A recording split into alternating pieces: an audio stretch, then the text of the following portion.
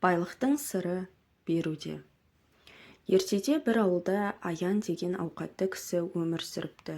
Малы да көп, егіні де бітік шығып, басынан дәулет арылмайтын. Бірақ бір кемшілігі бар еді. Ешкімге көмек бермейтін, садақа беруге қимайтын. Аян ренжіп, еңбекпен тапқанымды таратсам, ертең өзіме не қалады? Байлық сақтағанда ғана байлық дейді. Бір күні ауылға бір жолаушы келіп тамақ сұрайды.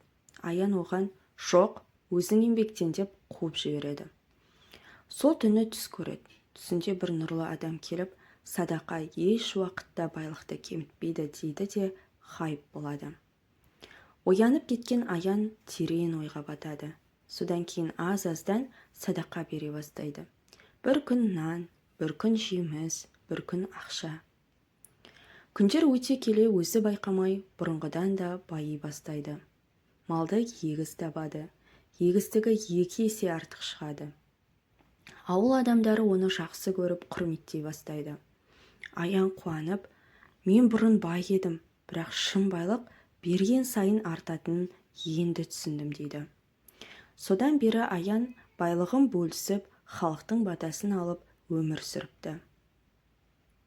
Сен де есінде сақта.